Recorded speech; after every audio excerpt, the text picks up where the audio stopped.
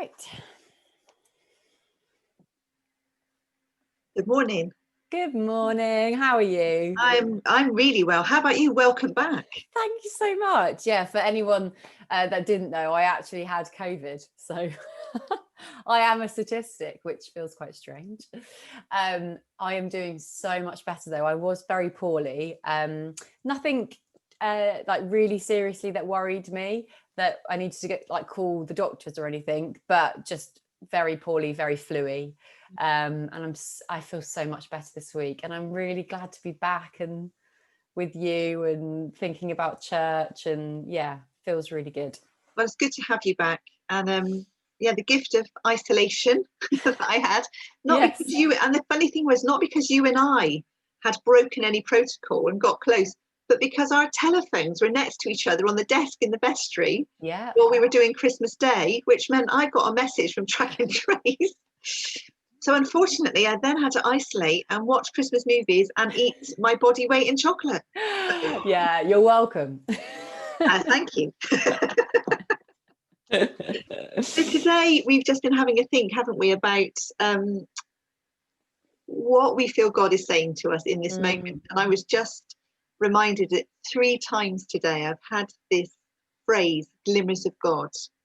Once was in morning prayer, and it was amazing this morning. Well, all scripture is amazing. Well, most scripture is amazing. Yeah, I was going to say that. Yeah, let's not go down that line. But this morning it was Psalm 19, which just speaks about, even without speech, language, or voice, the sound of God can be heard. And it struck me then around, these glimmers we get of God when we're not trying, when there's nothing obvious, but we see a glimmer. And then on 2 separate occasions since, I've heard that phrase. So I automatically went into the mode of, God, you clearly want me to do something with this.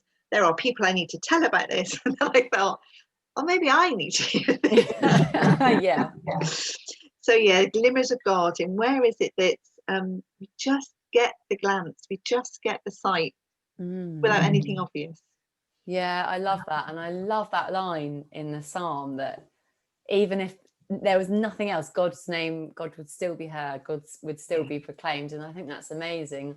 I think for me, it's actually quite similar in where I'm seeing God at the moment and how I'm sort of feeling God reveal himself to me. And this morning, I did Lectio 365, which is a app which I'd really recommend. And they were talking this morning about the Beatitude. Blessed are those who mourn, for they will be comforted. And then it went in to talk about how Jesus mourned as well. And when he said before his death, take this cup from me. Don't if I don't have to do this, please don't make me. Yeah. But then with that kind of blessed are those who mourn, there's this promise that they will be comforted. It's not just that they mourn and that's that, but that there's this amazing counter slam almost from God of, you're not going to be alone though. And that really struck me. And I think that's really similar to what you're saying about this glimmer of God, that even in the most darkest of times, even in the most hardest of times, when you're mourning, there's a promise that you will be comforted. And that's the glimmer of God. And, we're living in times where we're all mourning to an extent, whether that's seeing people, physical contact, those nights with our friends and families that we just haven't had for so long. And it will be greater for some, losing people, those who are on the front line working in the NHS. And yet there's this glimmer of hope in all of that mess, that God will be comforting us. And that's just really struck me this morning. And my sense is that we put a limit on that. So we put limits on how we expect God to behave, on how much we can cope with in any one day, whether or not we feel we've got time to pray or not. And I feel that God doesn't put any limits on. We know that to be true. God is, after all, creator of the universe, all time, all place, infinite. And we're just getting a snapshot, aren't we, of what's being revealed to us now. And it may well be we'll never really know what all of this is about. But what we do know is that we're not alone in it. God can break through those limits occasionally. but we just sometimes aren't looking in the right direction and needing those reminders. I was saying earlier about somebody I used to work with who he used to say, I'm just waiting for God to reveal to me in the sky, this is my plan for your life. And then I'm telling you, once I've seen that, there'll be no stopping me. And I was like, well, like, what if it's now? What if today there's going to be a conversation you're going to have, and that's all that God asks of you? Yeah. You know, there's a danger we put this limit on that says it's going to look like this, it's going to sound like this. I'll only know if it's God if ... Or I'm so deep in this depth of despair, there is no way that I can see God. Yeah. You know, we are putting those limits all the time.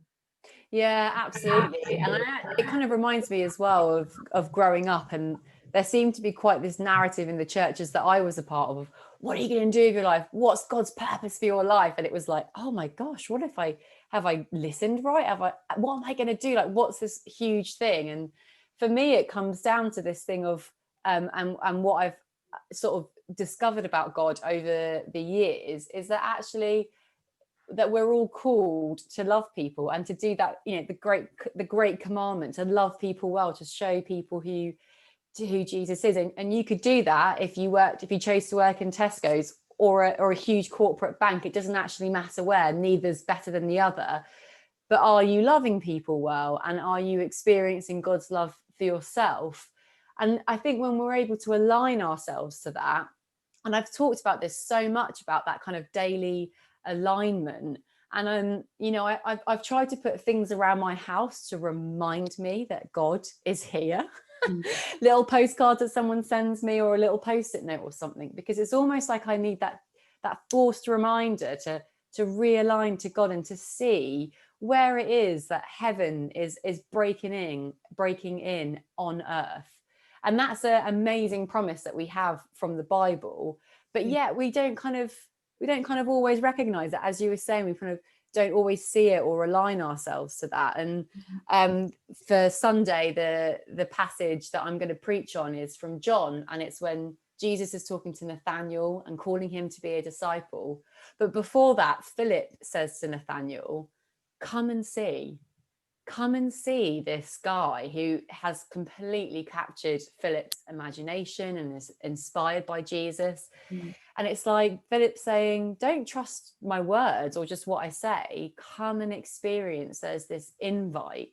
And that feels really relevant to now and what we're saying of like, how can we accept that invitation from God in the everyday to see where God is, those glimmers of God, where heaven's breaking through. So I guess for me, we're in a season, aren't we, where we can't, much as we would like to, we can't plan too far ahead. You know, I'd love to do a massive visioning kind of, what have we learned, where are we going? And I wonder if the message for now in this season is, what about today? What are we doing today? How can we live well and love well? Why don't we come and see where those glimmers of God are today? And like you said, don't take our word for it, you know, because God's doing it all the time. So perhaps that's it for today. Our weekly thought, our conversation with you is to say today, what's ahead of you today? Where's the light and the love? How can you live well and love well? And maybe, just maybe, you might see that glimmer of God. Have a good rest of the day. Yeah, you too. We look forward to seeing all of you again next week. So every blessing, everyone. And we'll see you soon. Take care, everyone. Bye.